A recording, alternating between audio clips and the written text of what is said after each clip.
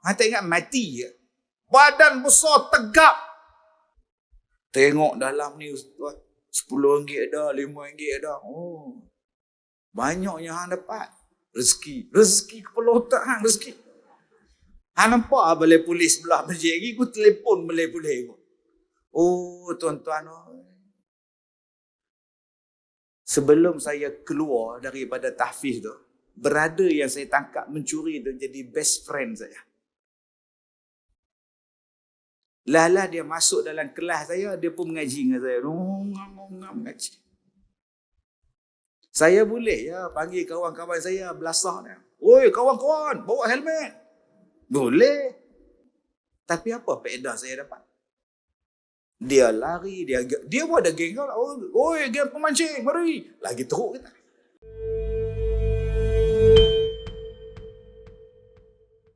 Allah berfirman, "Wabtaghi fi ma ataqallahu ad-daral akhirah."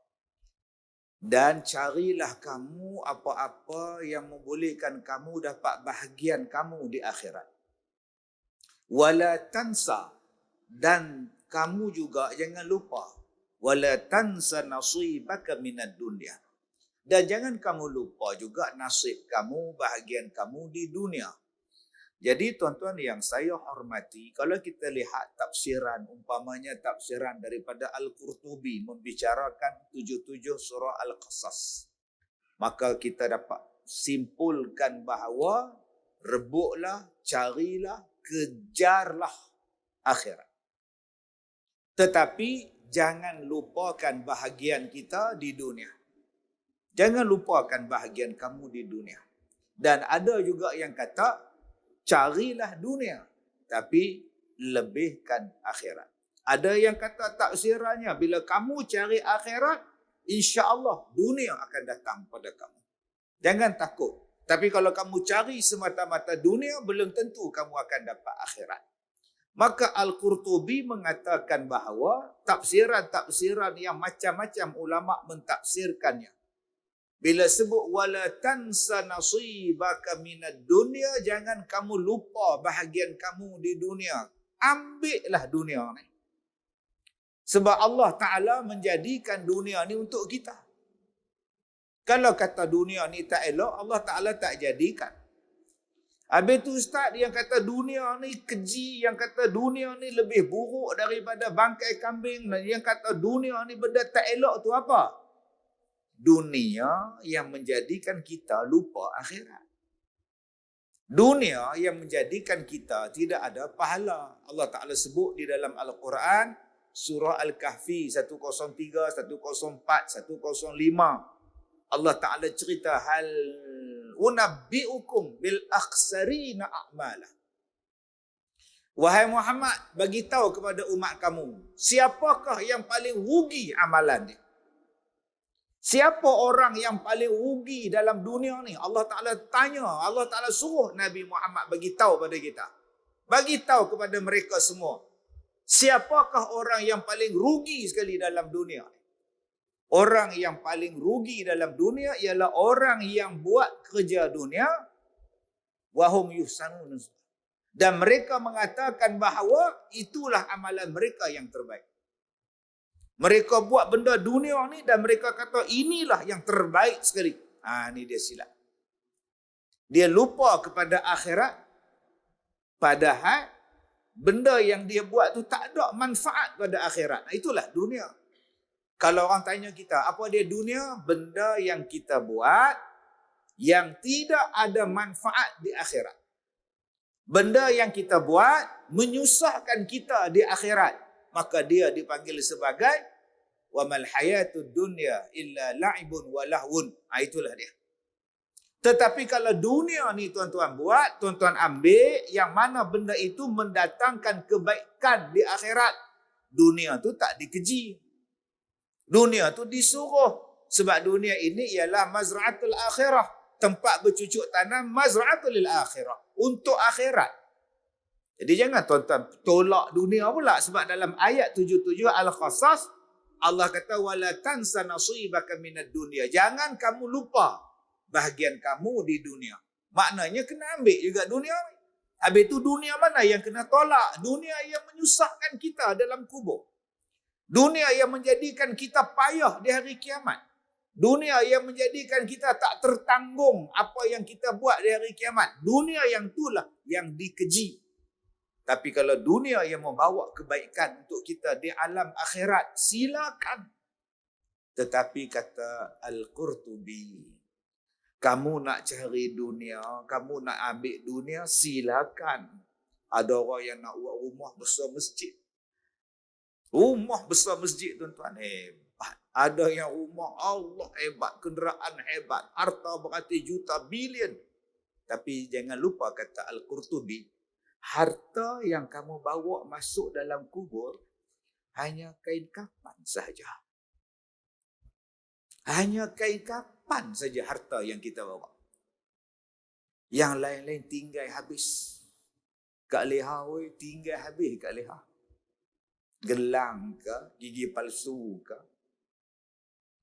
handphone ke, kereta ke, rumah ke. Yang kita duk bangga-banggakan dulu ni tinggal habis. Habis tu yang dibawa apa dia?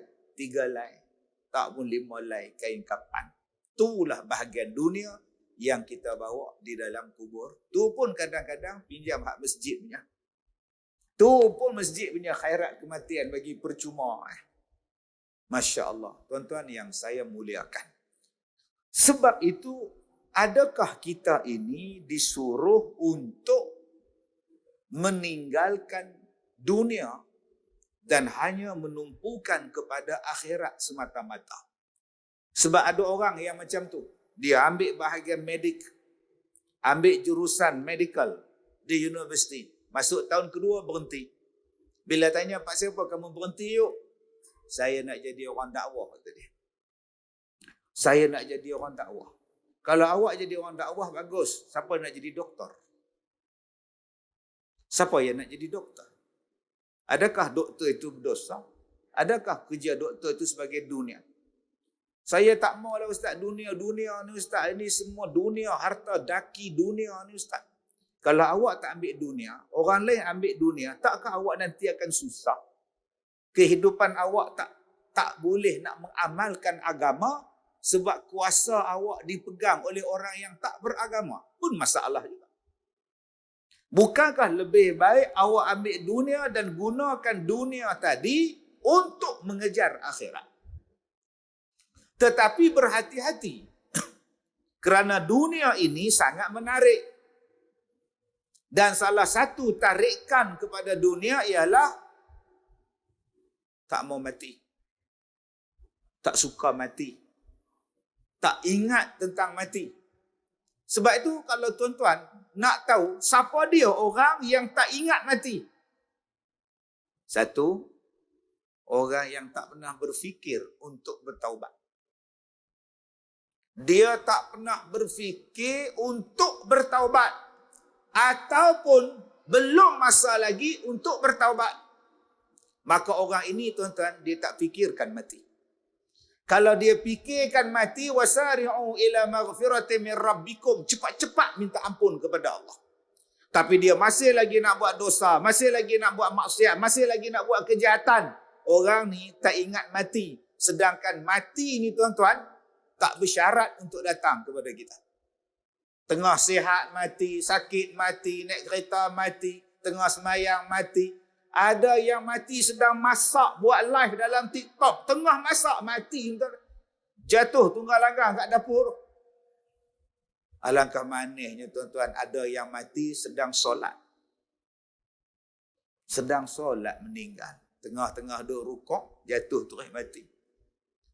Yang sebelah tu buat tegak, semayang, rukuk, sujud macam biasa. Orang belakang pula main tengok kenapa hang ni. Tarik. Allah, tuan-tuan, macam-macam bentuk kematian. Sebab itu, adakah salah kita ini mengingati kematian? Tuan-tuan yang saya hormati, ada seorang ulama menyebutkan kepada kita 3 tanda orang yang ingat pada mati. Ad-Dahhak di dalam kitab dia mengatakan 3 tanda ni, siapa-siapa yang ada 3 tanda ni tuan-tuan, orang ini akan nampak menyebabkan dia tu mengingati akan kematian. Pertama, siapa dia? Golongan yang bersegera bertaubat kepada Allah Subhanahu wa taala. Saya mengajar di Hulu Kelang. Habis-habis mengajar tu, satu orang lelaki-lelaki dia ajak jumpa. Dia buka baju. Tengok penuh dengan tattoo di badan. Bukan depan saja, belakang saja. Bukan belakang saja. Tengkok ni tuan-tuan. Bayangkan dia cacah tattoo di tengkok. Kalau setakat lengan ni tak ada apa. Setakat belakang badan tak ada apa. Tapi kira something paling besar, dia cecah tan tengkok ni. Betul-betul tan tekak. Tuan-tuan boleh bayang dah, dia cucuk tu lagu mana. Bini memang something tu yang tak. Ini kampung dusun pun tak ada macam tu. Dia kata, Ustaz, macam mana saya nak taubat? Saya takut dengan Tuhan. Allahu Akbar. Di Singapura ada satu masjid. Masjid ni mengkhususkan salah satu perkhidmatan kepada masyarakat ialah membuang tattoo. Dan saya pergi ceramah di masjid ni, yang hidang air pada saya bertattoo sini. Yang duk tunggu parking saya bertattoo tepi ni. Oh, banyak tattoo bubuak ni. Semua tattoo tuan ni. Mai masjid. Saya kata, masjid ni ramai orang yang pakai tattoo ya. Memang Ustaz, kami menyediakan perkhidmatan membuang tattoo secara percuma. Kita nak ajak mereka ni berubah, kita nak ajak mereka ni taubat, dan 30 kali perkhidmatan membuang tattoo. Maka nak datang semayang maghrib, nak datang dengan kuliah, semayang isyak, lepas tu pakai duk buang, pakai duk buang sikit-sikit. Lama-lama tuan-tuan jadi orang masjid. Itu hebat masjid di Singapura. Tempat kita pun kena buat dah tuan-tuan. Perkhidmatan buang susuk. Tuan-tuan tak nak buat? Buat satu bangunan tu. Perkhidmatan buang saka. Perkhidmatan buang susuk. Yang pakai susuk ni bukan perempuan. Lelaki pun pakai susuk. Saya tengok dia macam ni. Dia tengok saya macam tu. Nak cerita, tingginya dia. Tall, dark and handsome. Begini saya tengok dia. Dia tengok macam tu. Uish. Tapi dia menangis ni, Allah. Macam budak kecil. Dia menangis depan saya. Ya Allah, lambatlah nak habis ni. Sesi ni pula. Apa masalah abang? Saya bila teringat dia, saya teringat Melaka. Sebab apa Ustaz? Dia orang Melaka ke? Tak. Dia orang Perak. Tapi ambil benda tu di Melaka. Tapi orang yang dia ambil tu meninggal. Dia ambil apa Ustaz?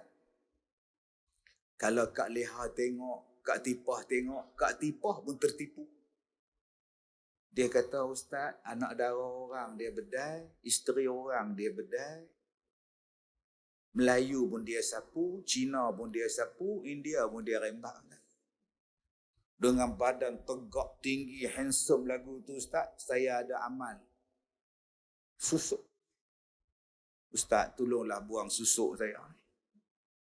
Saya dah tak tahu, Ustaz. Saya tak boleh tidur malam. Saya gelisah. Saya susah hati. Berapa banyak dosa saya buat. Ustaz, tolonglah Ustaz. Saya tak boleh kontrol nafsu saya. Kalau saya nak perempuan tu, saya teka dia. Dan perempuan tu pun akan nak pada saya. Dan kami berakhir dekat hotel, Ustaz. Saya tak mau cerita berapa banyak ada perempuan hang buat. Berapa ramai dah laki-laki yang... saya tak mau tanya dia. Yang saya nak tanya, tang mana hang pakai susuk tu? Di mana? Di muka ke? Di badan ke? Di mana? Dan susuk jenis apa? Allah, tuan-tuan, kita kena buat. Jangan tuan-tuan tanya pula, Ustaz, yang dia ambil susuk di Melaka tu di mana, Ustaz? Tuan-tuan jangan tanya pula, nampak kan? Dia kata, Ustaz, benda tu Allah. Tu saya duk cerita. Apa benda yang hang dah buat, apa benda yang macam mana jadi, macam mana tu saya tak mau tahu. Sekali lagi saya rasa kagum. Sekali lagi kamu rasa bangga. Orang taubat, dia tak akan rasa kagum dengan dosa yang dia buat. Orang yang dah taubat, dia tak akan cerita apa benda yang dia buat. Dia nak padam memori tu. Delete habis. Dia tak mau lagi nak ingat balik, nak rewind balik, nak dah orang taubat ni tuan-tuan, kalau panggil ceramah di sini, dia tak cerita pun. Tu taubat. Saya dulu pernah memakai susuk. Tapi sekarang saya dah taubat. Orang yang taubat dia tak cerita. Buat apa nak buka pekung sendiri, melainkan pada orang yang boleh menolong dia menyelesaikan masalah. Tuan-tuan, di luar sana banyak orang yang bermasalah. Apa masalah dia? Kecelaruan pemikiran.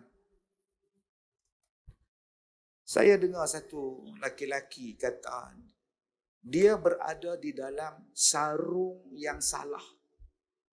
Dalam kelongsong yang salah, dalam badan yang salah. Dia adalah perempuan tetapi salah masuk dalam tubuh jantan. Saya sampai lagi sekali bang, ulang balik. Saya perempuan. So, tapi saya tersilap masuk dalam tubuh lelaki. Ustaz bayang tak? Ustaz faham tak? Faham? Sebenarnya saya perempuan. So saya nak balik pada fitrah saya perempuan. Saya dipaksa ustaznya. Kalau saya tak ustaz, saya sebut dah pelautan. Dia boleh kata Allah tersilap masukkan dia dalam badan lelaki padahal dia perempuan. So dia nak jadi balik perempuan. La ilaha illallah. Dia tetap kata dia perempuan, dia perempuan, dia perempuan dan dia bukan lelaki. Kenapa Tuhan jadikan dia dalam tubuh lelaki? Sebab tu tuan-tuan, pelajaran akidah penting. Sifat 20 tu penting. Tapi saya hari ni ada orang yang anti dengan pelajaran sifat 20. Padahal basic asas kepada akidah pemahaman kita supaya kita bertaubat ialah akidah sifat 20. Ustaz? Ya. Allah Maha Besar? Ya. Soalan saya, takkan Allah ada hanya 20 sifat? Apa? Allah hebat tapi 20 sifat je kah? Ustaz pun banyak sifat. Takkan Tuhan 20?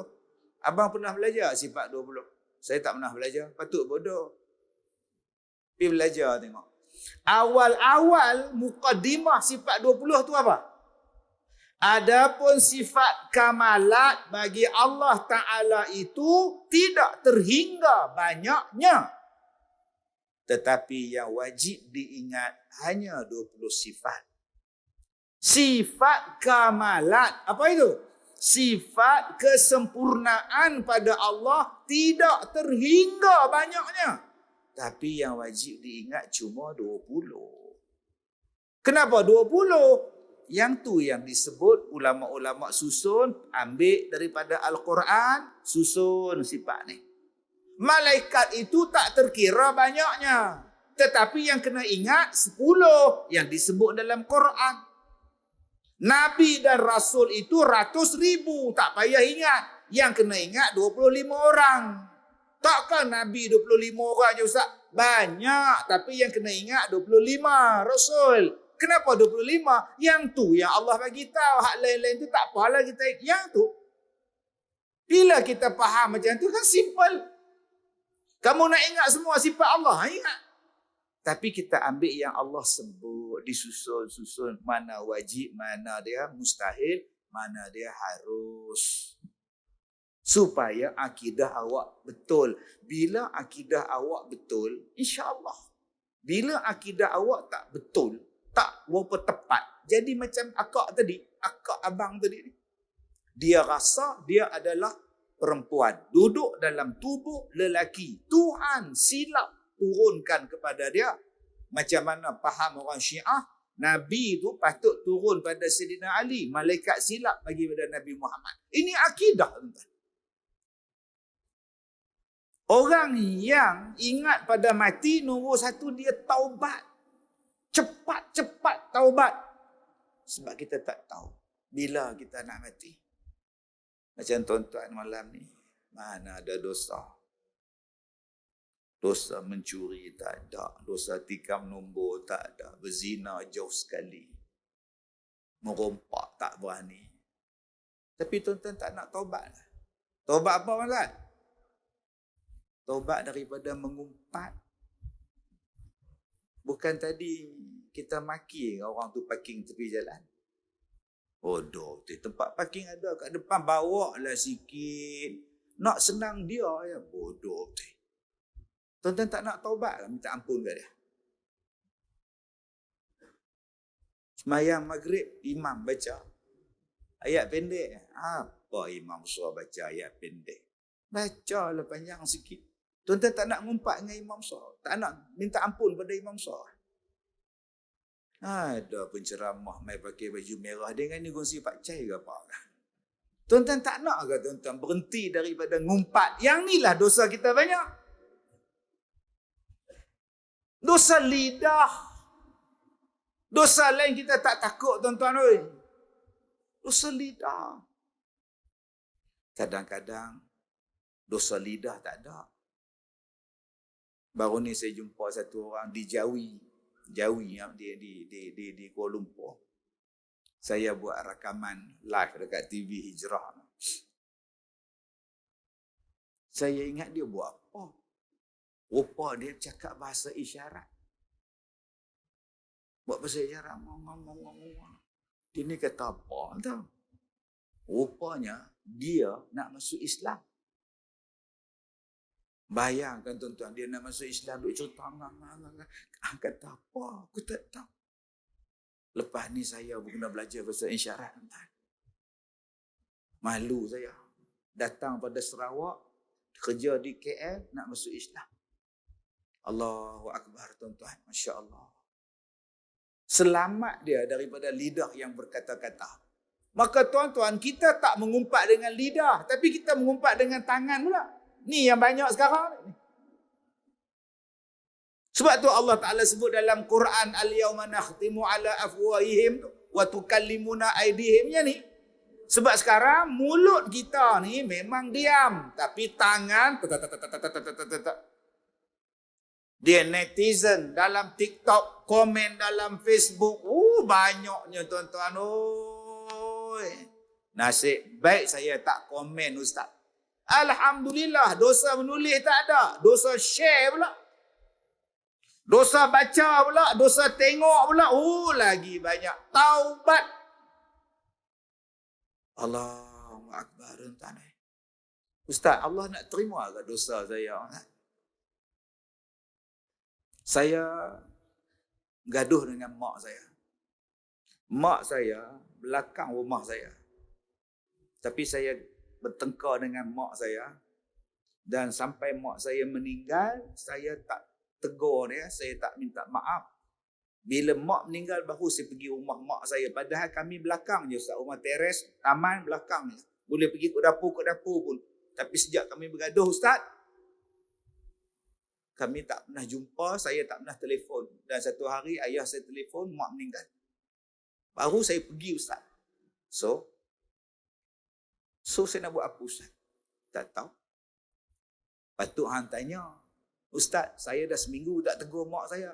Ustaz, saya dah 3 hari tak cakap dengan mak saya. Ustaz, saya baru semalam tak cakap dengan mak saya. Baru saya boleh bagi jawapan. Ni mak kamu dah mati baru duk menangis. Saya tak tahu Ustaz. Tak tahu apa. Orang dah kata dah, jangan lawan mak, jangan lawan bapak. Allah dah pesan dah, wabil walidaini ihsana.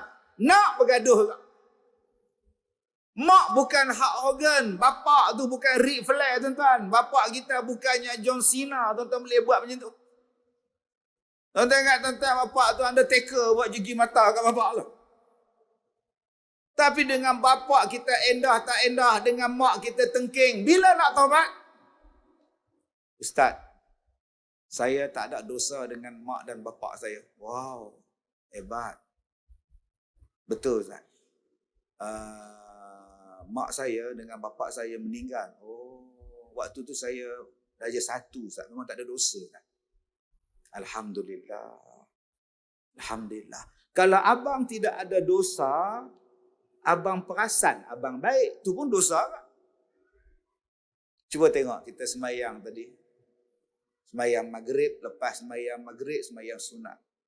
Allahu Akbar. Mesti dia orang tengok aku. Bismillahirrahmanirrahim. Kena elok-elok semayang orang tengok.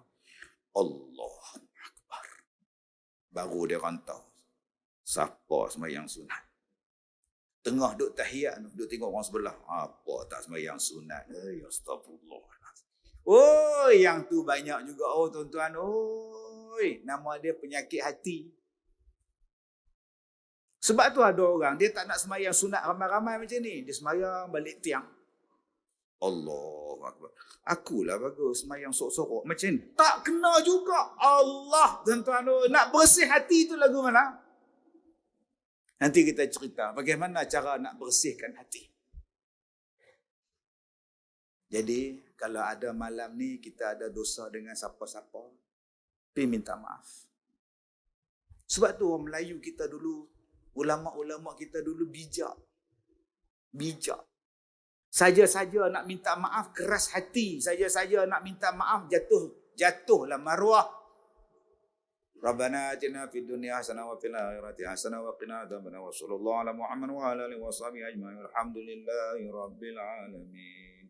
Sallallahu ala Muhammad. Nampak? Daripada hujung sana sallallahu alaihi. Semua pakai salam. Secara tak langsung dah gugur dah dosa. Tu orang dulu buat. Mari zaman sekarang, Nabi ada buat macam ni kah? Nabi buat tak? Nabi tak buat. Dah buat siapa?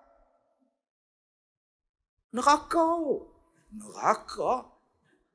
Padahal dia suruh kita minta ampun. Macam mana nak minta ampun? Malu. Malu, tuan-tuan. Oh, jenis hak keras muka hati ni malu. Dengar ceritanya awak nak pergi umrah. Ya, itu yang saya nak buat kenduri ni. Jemputlah orang masjid. Jemputlah orang kampung datang. Rabbana atina fid dunya, baca doa. Habis-habis baca doa makan. Bila habis makan, insya-Allah minta maaf lah Tuan Haji. Sekasar bahasa ke apa ke Din, minta maaf Din. Nak balik tu, semua pakat salam. Secara tak langsung minta maaf dah. Sekarang orang tanya pula, ada tak Nabi Muhammad buat kenduri sebelum pergi umrah? Habis itu, Nabi tak buat. Riak.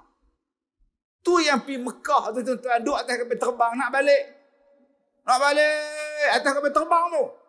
Bapak, sabar Pak. Aku mau kasih ayam makan. Bukakan pintu, aku mau turun. Banyak benda yang menjadikan dia pening, tuan-tuan. Sebab hang pergi ke sana untuk membersihkan diri, membersihkan hati awak. Tapi waktu belum awak pergi, awak tak pernah bersihkan hati sama-sama kita. Kerja gaduh saja. Tuan-tuan, nombor satu, tanda-tanda orang itu mengingati kematian ialah dia bertaubat kepada Allah. Yang kedua, qanaah. Orang yang mengingati kematian, apa tanda dia? Qanaah. Memadai dengan apa yang ada. Cukup. Dia bawa kereta, tiba-tiba dekat traffic light. Tayar kereta orang sebelah sama tinggi dengan kepala dia. Bapa. Orang Perak. Bapa. Jarang. Jarang. Dia bapa. Kalau dapat yang ini, ini kalau pergi Kelantan kejap ni. Datang pula GTR pula. Ya ini kalau pergi Kuala Kedah kejap je ni. Akhirnya tuan-tuan, king yang dia bawa tak rasa apa. Padahal yang dia bawa tu king. Myvi. Bukan saya nak kata lah tuan-tuan. Yang king yang hang pakai sekarang ni, hutang dah habis. Dah tak ada dah. Geran di tangan. Biar buruk tak apa. Asal geran di tangan. Bukan di bank. Dah. Akhirnya mati.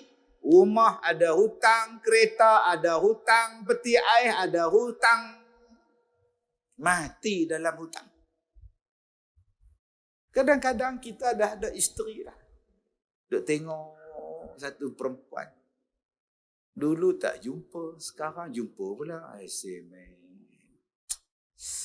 Dulu tak dapat ni, yang dah kahwin anak 6 macam-macam jenis datang pula. Silap. Ni nama dia tak qanaah. Akhirnya dia tak bersyukur dengan isteri dia di rumah. Yang perempuan pula duk tengok laki-laki lain pula. Ya Allah. Bulu dada sampai ke muka. Dia tengok laki dia, tengok bulu apa pun tak ada ni. Lama-lama dia tak seronok dengan laki dia. Ini orang yang tak ingat mati. Orang yang ingat mati, cukuplah. Isteri saya seorang ni pun saya dah bahagia. Cukuplah kereta ni tak ada hutang, alhamdulillah. Maka tidur dia pun lena, hati dia pun seronok. Hari tu Sabtu Ahad dia berjalan cuti, berjalan bawa anak-anak. Orang yang tak qanaah, tuan-tuan, jadi macam saya, mana ada balik rumah.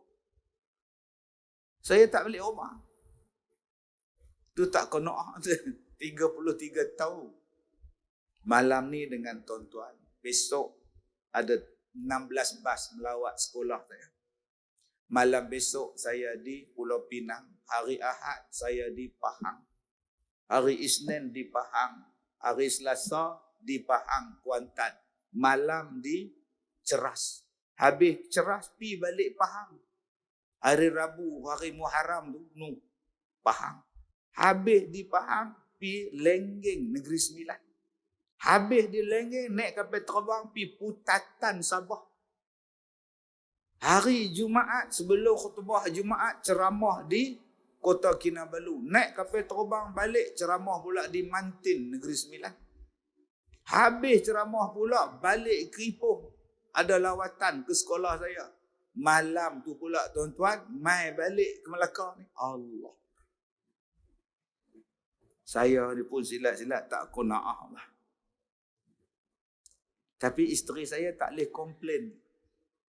Sebab waktu mak saya meminang dia, saya telefon dia malam tu.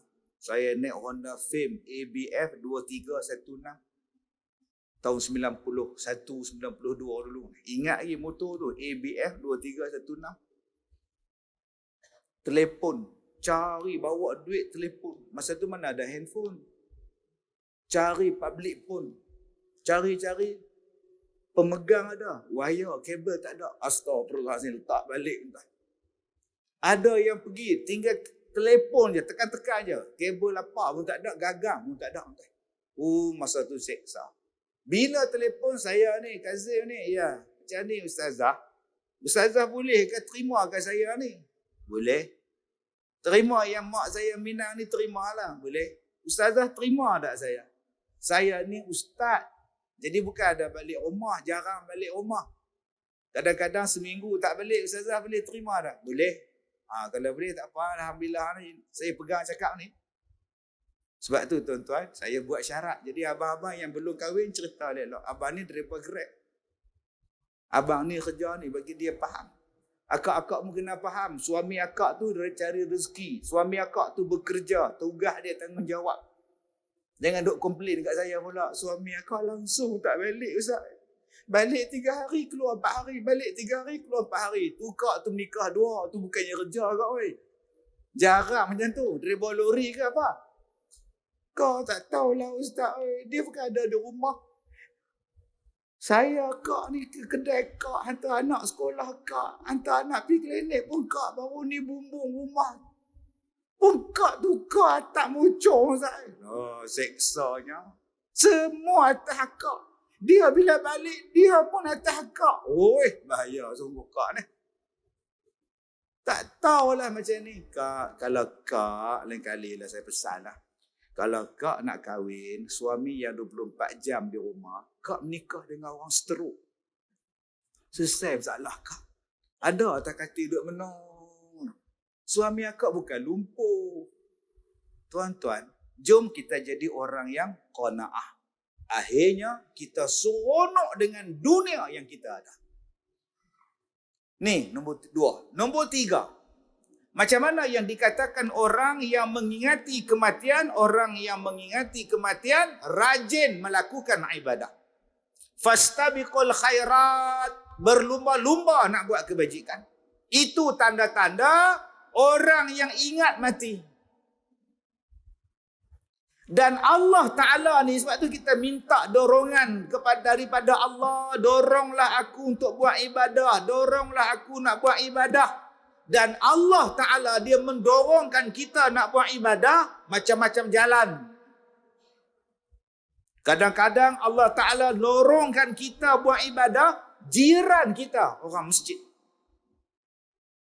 Beli rumah, jiran pula tuan-tuan pengurusi masjid.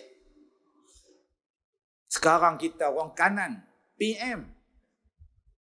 Kita sekarang orang kanan PM, pengurusi masjid. Masya Allah. Kita pergi dengan dia pergi masjid, kita buat korban dengan dia. Bayangkan tuan-tuan, jiran rumah tuan-tuan, penyanyi, karaoke, DJ, kenduri kahwin. Ya, sama-sama kita akan bersama dengan amal. Silat-silat tuan-tuan pula tukang angkut speaker dia, tuan-tuan. Tuan-tuan, Allah Ta'ala dorongkan kita untuk jadi baik. Kadang-kadang, dia bagi dekat kita pasangan hidup yang baik. Tak pernah puasa sunat, tak pernah sembahyang sunat. Isteri. Bang, besok Isnin kita puasa sunat. Tak pernah puasa sunat. Jangan kata sunat yang Ramadan pun tak puasa. Allah Ta'ala bagi jodoh dengan ustazah kafar. Naik Al-Banza. Allah. Entah ni. Tak pernah faham, tak faham sudah. Asal ustazah je Al-Banza. Entah ni. Akhirnya kita yang tak pernah puasa, pukul 5 bangun sahur. Bawa ustazah pergi masjid sembahyang subuh berjemaah. Puasa sunat. Allah bagi dorongan. Tu yang minta taufik tau. Hidayah Allah nak bagi tu. Hidayah Allah bagi macam-macam. Cuma kita tak perasan saja hidayah. Walaupun kita dah dapat hidayah. Nama dia hidayah isteri kita. Dah dapat lah. Kita pun puasa. Mai tengah hari pukul 1 lapar. Minta ke darah. Asam pedas. Balik rumah buat muka lapar. Abang tadi dia orang ajak makan asam pedas, abang tak pergilah puasa. Ngenangkan awak puasa awak, abang teman awak. Padahal dia 4 pinggan dia balun tuan. Orang macam ni sayang tuan-tuan, dia tak ambil hidayah daripada Allah. Kadang-kadang Allah Ta'ala bagi hidayah kepada kita untuk ingat pada Allah. Allah bagi sakit. 6 harakat saya sebut sakit. Sakit. Sebab waktu sihat, oh my God. Bila waktu sihat, excuse me. Hashim. Sorry. Tu tengah sihat. Tengah sihat, well, tengah sihat, at least. Allah kata, ni langsung tak sebut subhanallah, masya Allah, tabarakallah, subhanallah, Allah. Langsung Allah bagi sakit sikit. Kaki ni tuan-tuan, jatuh tangga, terpeleok ke dalam kaki tu. Sekarang bertongkat. Allah. Allah. Nampak? Perkataan yang paling banyak kita sebut bila sakit ialah Allah. Syukurlah bila sakit. Cuba tengok orang sakit nak duduk. Allah, pelan-pelan bang, pelan-pelan. Allah. Isteri sampai tegur. Amboi, waktu sihat tak pernah sebut Allah. Bila sakit, menyemanjang Allah. Allah. Lagi panjang Allah. Dah kena perli dengan isteri dia. 8 harakat tu Allah. Sebab tu, jangan marah dengan sakit. Sebab Tuhan nak bagi kita baik.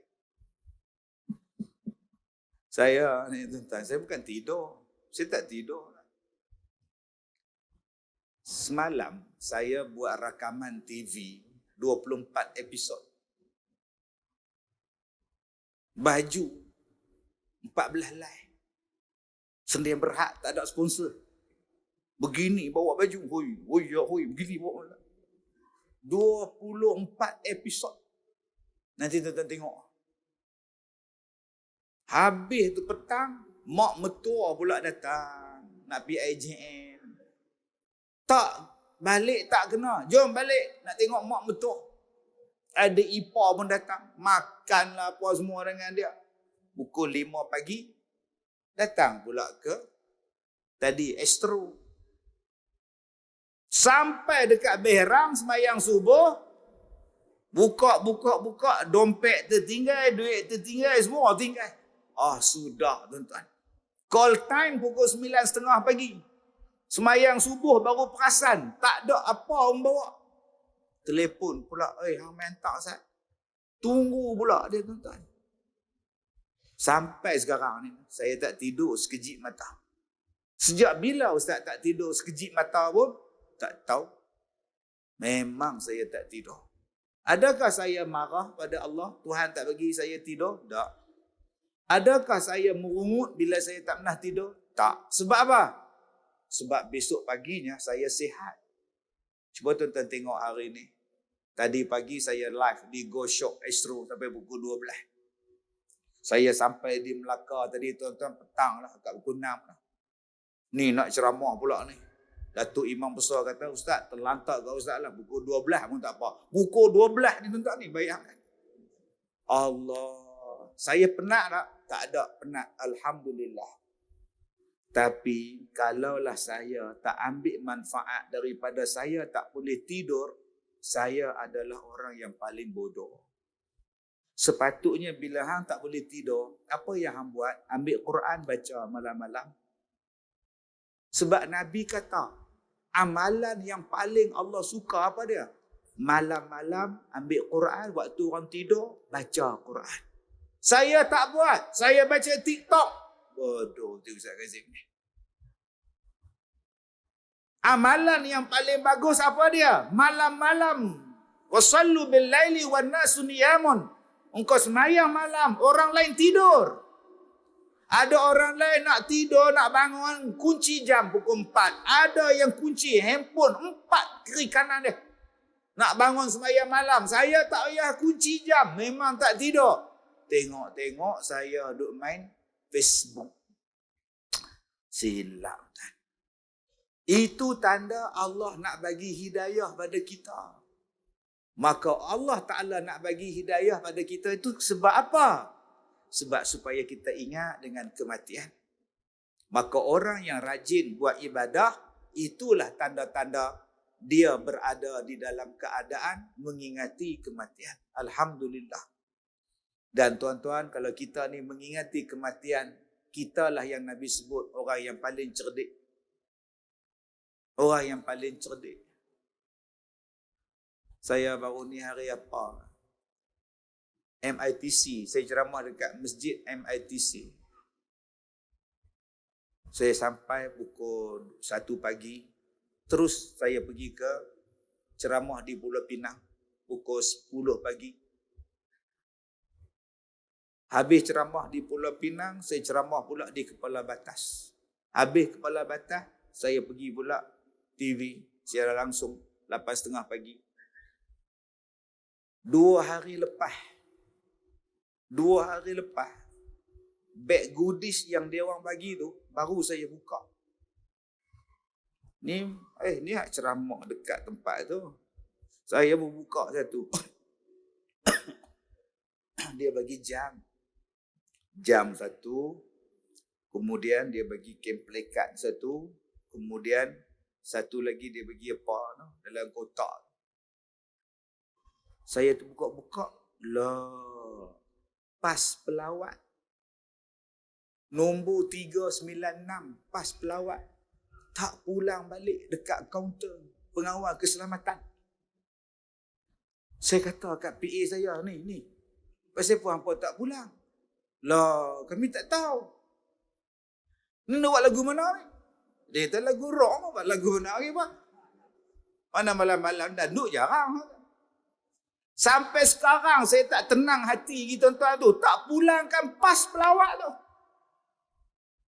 Saya tak tahu sebab pegawai tu dah ambil pas untuk saya. Mereka buat dalam beg goodies. Mana saya tahu. Saya masuk gitu je. Mereka buka palang, saya masuk je lah. Saya tak tahu pun IC saya tak tinggal. Pas pelawat pun mereka tak bagi. Polis bantuan tu pula kata, "Yuk, Dalam tu lah. Tengok-tengok ada binatang tu pula dah menyusahkan aku sungguh.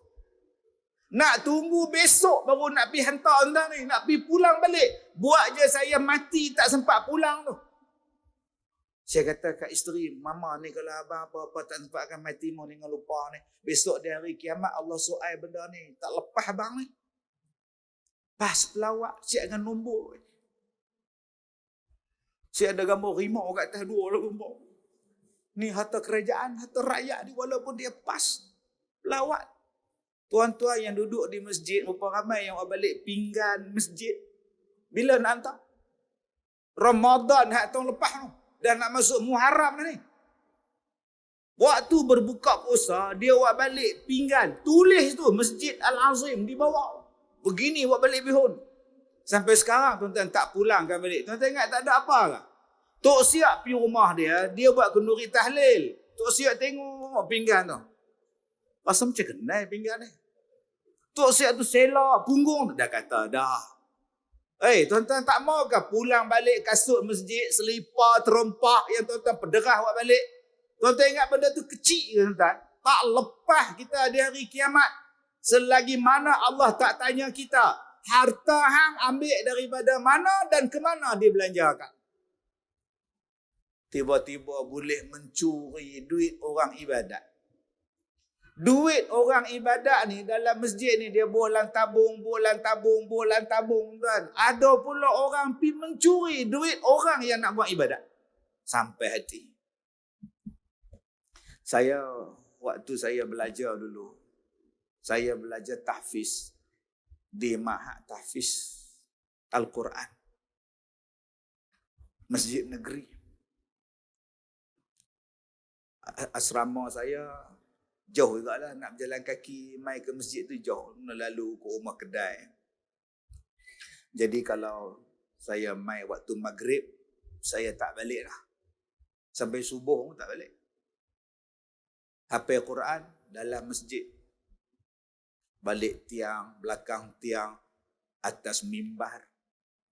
Imam besar tak ada malam. Jaga pula tengok budak-budak hafal Quran, aku suka hampa. Ada kawan saya hafal Quran atas mimbar. Sedar-sedar dalam tandah. Duduk menung. Pasal apa ni?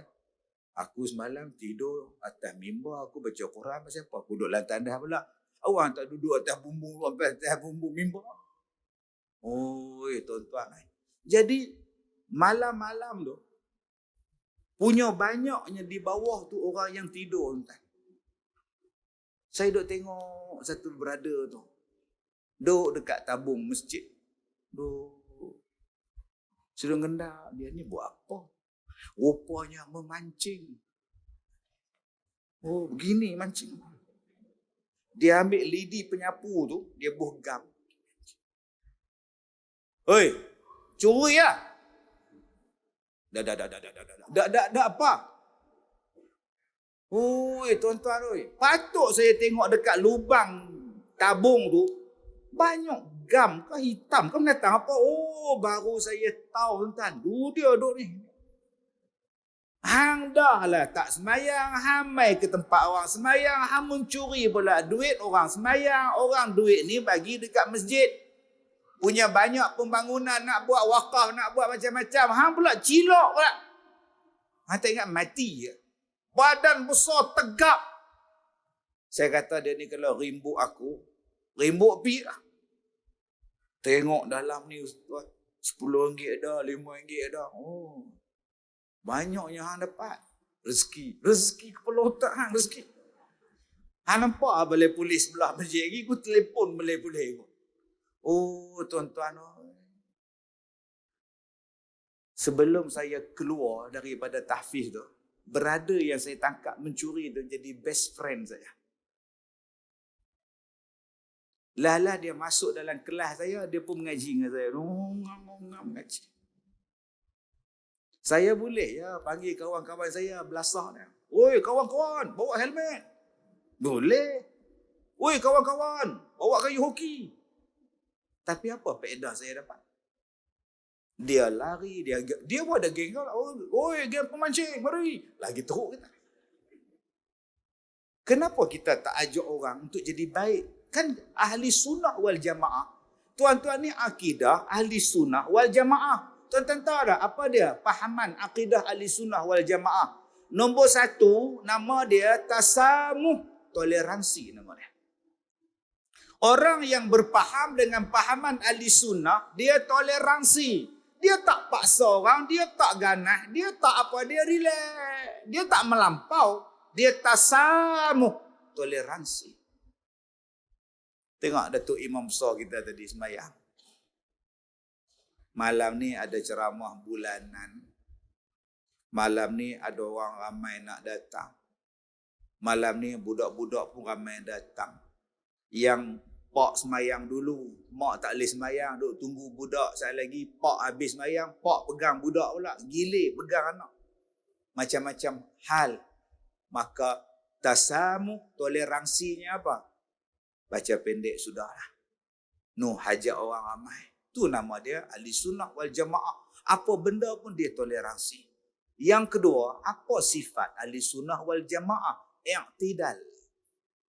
Ustaz, i'tidal tu makan berdiri tegak dalam sembahyang, Ustaz? Ya. Maksudnya ialah berlaku adil. Dia berlaku adil. Nak jatuhkan hukum, tengok. Ustaz, oi. Apa hukum laki-laki pakai inai rambut? Haram. Apa hukum laki-laki menghinaikan rambut dengan warna hitam? Haram. Sabang selalu. Siapa dia yang pakai hitam tu? Siapa dia? Bapak saya umur 78. Putih habis dah macam Ric Flair umur dia Ustaz. Oi. So, dia bagi hitam balik. Haram. Ustaz, anak saya umur 17 tahun. Dia ada penyakit. Rambut dia putih pula. Kawan-kawan pakai ejek. Panggil orang tua. Jadi dia pakai hitam balik Ustaz. Boleh tak? Kalau itu ada darurah untuk dia harus pakai. Pasal dia belum layak beruban. Yang tok tadi ni 78. Memang dah layak. Memang dah kena beruban. Tak boleh dah hitamkan. Jangan tuan-tuan ni umur 65. Saya Ustaz tak layak beruban Ustaz. Kepala otak hang tak layak. Nak jatuhkan hukum i'tidal. Ustaz. Oi. Ya. Apa hukum tahlil? Harus. Nak buat-buat, tak buat sudah. Harus. Tapi saya niat Ustaz nak bersedekah. Saya nak niat nak bersedekah. Saya nak bagi orang makan. Saya nak ajak mereka baca Quran. Kalau gitu dapat pahala sunat. Tapi Ustaz, saya tak ada duit. Suami saya meninggal, duit tak ada. Yang ada cuma duit arwah suami saya, pusaka. Anak saya umur 6 tahun. Saya dah minta izin pada anak saya nak buat kenduri tahlil. Anak saya izinkan. Haram. Ambil duit si mati buat. Haram. Kan senang. Ustaz, kita orang buat tahlil. Bagus. Tapi kita lawan menangis. Siapa yang menangis paling kuat, itulah yang paling bagus. Haram. Meratap. Bukankah senang tuan-tuan nak jatuhkan hukum, tengok situasi, keadaan bagaimana. Itu namanya i'tidal. Yang ketiga, apa tanda-tanda ahlu sunnah wal jamaah? Amar ma'ruf nahi mungkar.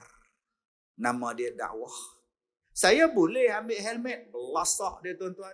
Kawan-kawan saya ramai kat tingkat atas tu. Oi, orang curi. Saya boleh. Tapi apa faedah saya belasah?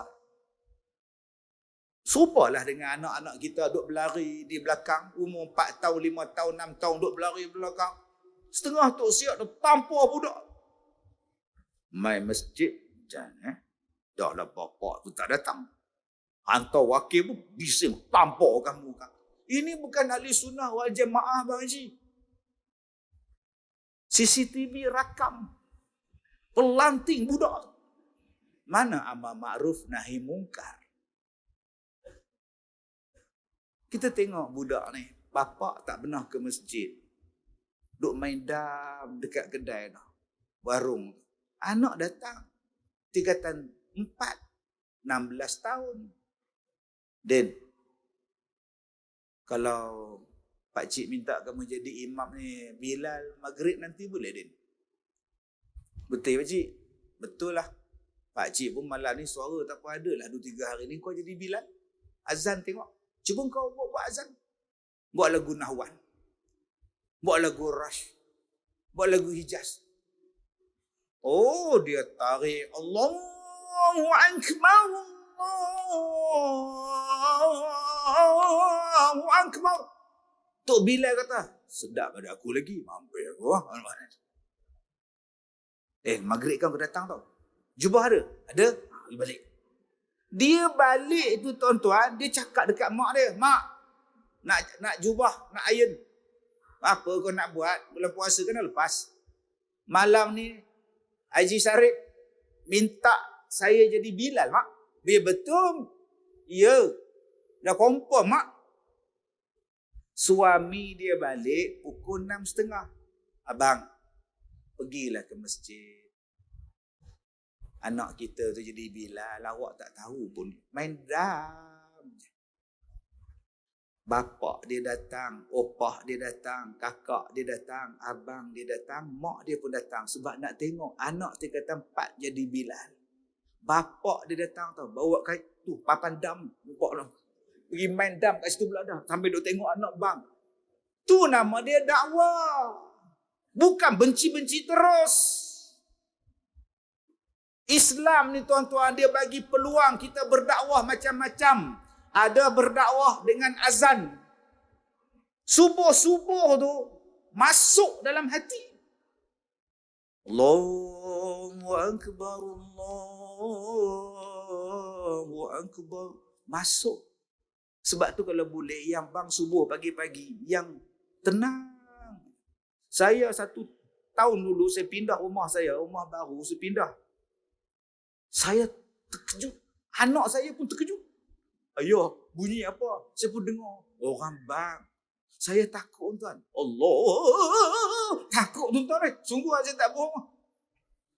Saya cari masjid ni mana. Saya pergi, dia pun jemput saya kuliah maghrib. Saya dengar tuan-tuan. Allah. Tak ada orang lain kan abang saya dengar pun takut. Tambah budak-budak dia tarik selimut pula. Sebab tu Nabi Muhammad, dia lantik Bilal bin Rabah. Ibnu Maktum. Jadi Bilal. Orang yang paling sedap suara pasal apa? Dia tarik orang. Bilal tu orang kulit hitam. Dia tak ambil yang paling handsome. Dia ambil yang paling sedap. Sebab dengan sedap tu boleh tarik suara orang. Nama dia Bilal bin Rabah. Sebab tu tuan-tuan tak payah heran. Sekarang ni penyanyi yang paling sedap dalam dunia, suara dia. Siapa dia? Orang kulit hitam. Sampai sekarang. Tengok Michael Jackson. Orang kulit hitam. Hak jadi penyanyi, hak suara sedap dia tuan-tuan. Semua hak kulit hitam. Sebab tu saya ni dah ditawarkan untuk buat album. Sebab saya pun kulit hitam. Tak pernah faham, tak faham sudah. Kita amal ma'ruf. Kita nak ajak orang beribadat. Okey, kita buat korban 23 ekor lembu. Okey, 10 orang 1 ekor ya, 10 orang 1 ekor. Yang last tu jangan ambil. Kenapa ustaz? Lembu yang last tu saya nak bagi pada kawan-kawan kita daripada orang yang lembut. Datang bawa pisau potong bawang tau. Itu lembu abang. Pergi kerjakan. Orang dah balik, dia orang 2 potong lagi. Letihnya panas. Astaghfirullahalazim. Saya tak bohong tuan-tuan. Itulah korban yang saya buat baru ni. 1 ekor saya bagi mereka buat. Bila lah ampun ni nak habis. Kita tak biasa ustaz. Mereka lembut tuan-tuan. Adakah kita nak kata fasik? Engkau ni sabar sat dulu. Mereka nak berubah juga. Kalau kita tak bagi tempat, mana dia dakwah? Pakai jubah, buat korban. Dia kata tak pernah orang nak lapah pun pakai korban, pakai jubah. Hang merapu ni. Pergi buka lain. Pakai seluar. Pakai jubah tuan-tuan, buat je lembu tu hamba nak lari pergi mana? Lama-lama tuan-tuan dia jinak. Islam ni dia nak jinakkan orang guna kebijaksanaan. Tuan-tuan ambil 1 kilo daging korban, bagi dekat jiran yang tak pernah datang masjid. Ini tidak. Masjid buat kempen. Lorong 4, 5 orang ni tak pernah datang masjid. Jangan bagi. Ni kaki di school semua. Kalau bagi bukan makan bawa ni. Dia pula macam tu. Nak Haji Dollah bagilah. Dia tu rajin tu. Haji Mat pun datang lah. Kat Tipah pun dia AJK wanita kena bagi tu. Ni. Yang mana tak datang, jangan bagi.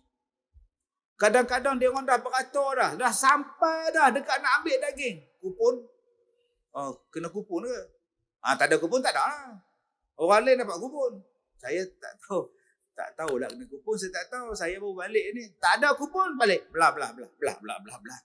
Agak-agak masjid tu dia bakar dah tuan-tuan. Dia bakar orang tuan.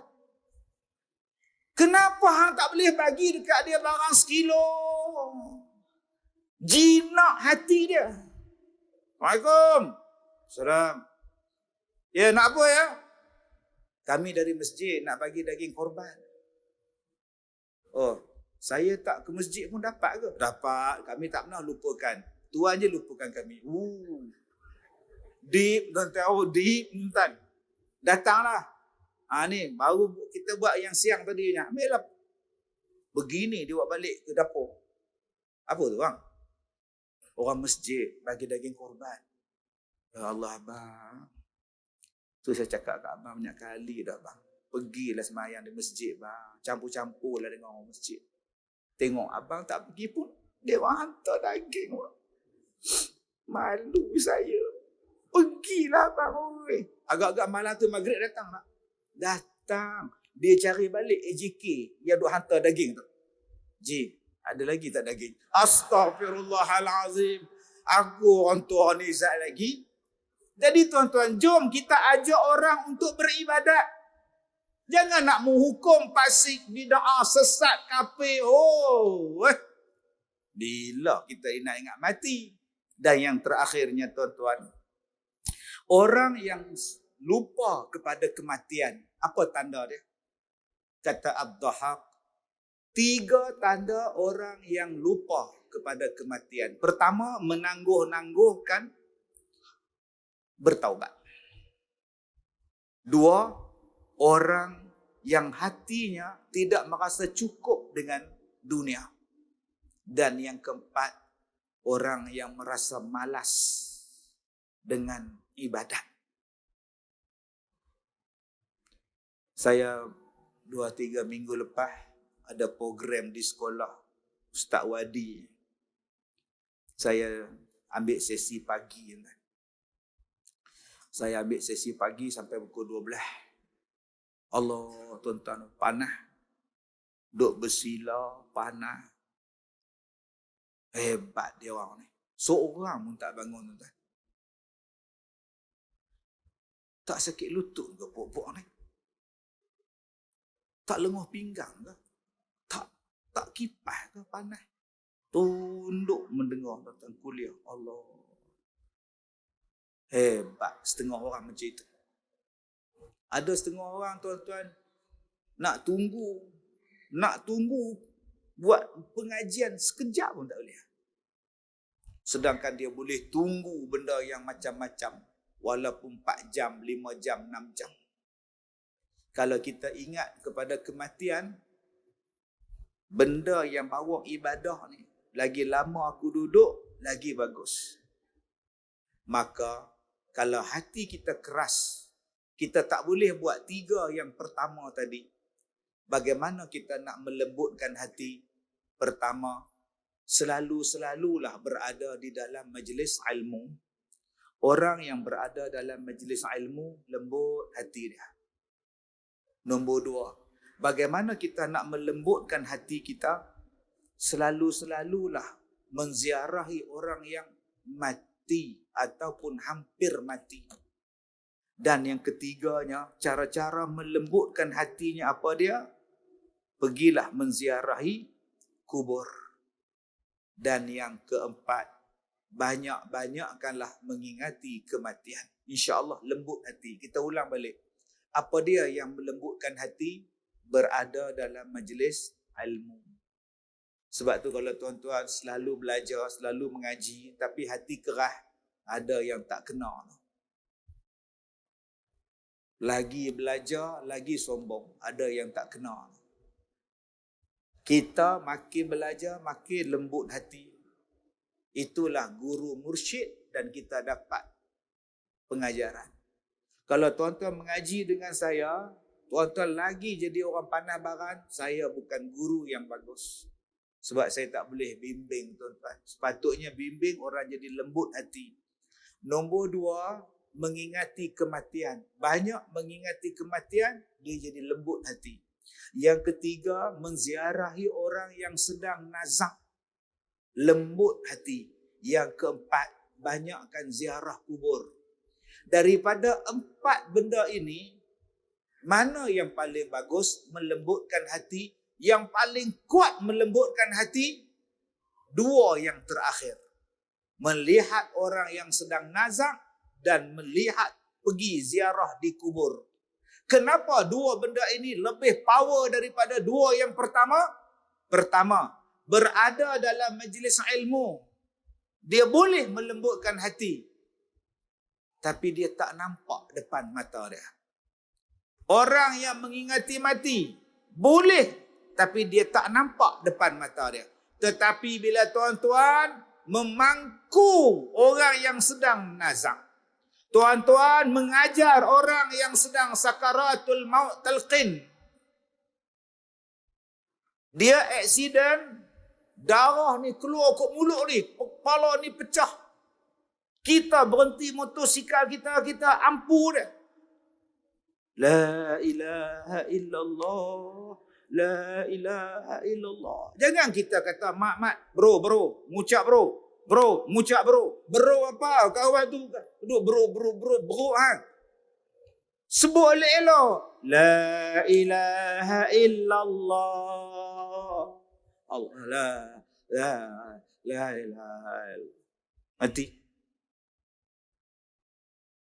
Kita duk pangku atas paha kita tu. Darah atas paha seluar ni habis. Mat, ngucap mat. La ilaha illallah. Budak yang aksiden tadi. La ilaha illallah. Mat, la tu 4 harakat. La. Dia baru balik kelas tajwid. Astaghfirullahalazim. Ha, ingat ni drama kan? Drama boleh lah. La ilaha illallah. Oh, sunnahnya mati. Bunyi mengucap tu sudah. La ilaha illallah. Mengucaplah tu. Dia sakit. Tuan-tuan tengok orang yang duk ajar mengucap tadi ni. Dia jadi apa? Saya Ustaz bila tengok macam tu Ustaz, saya serik lah. Saya tak berani potong cilok lah. Saya tak berani potong kiri Ustaz. Saya tak berani bawa motor laju Ustaz. Betul Ustaz. Saya insaf lah. Ha, nampak? Pasal dia tengok depan mata dia. Sebab tu tuan-tuan, tengok orang yang sedang nazak, tengok orang yang sedang sakaratul maut, dia bagi insaf. Lebih daripada duduk dalam majlis ilmu. Yang keempat tu, nombor 4 kata ulama, hampir ziarah di kubur. Tengok. Saya bila kebumikan jenazah, saya panggil budak-budak. Mai. Mari tengok mayat. Tengok. Pakai duk panjang tengkok tengok. Dah kambui, habis. Duduk. Mai saya baca telkin, mai rapat sikit. Kita dah nampak saudara kita tadi dikebumikan. Dan satu hari kita juga akan dikebumikan dengan cara yang sama. Insaflah tuan-tuan. Yang mati tu race motor. Yang datang tu semua geng dia. Helmet tu lapik punggung atas kubur tengok. Ingat kawan-kawan dia lepas ni bawa motor elok-elok. Sian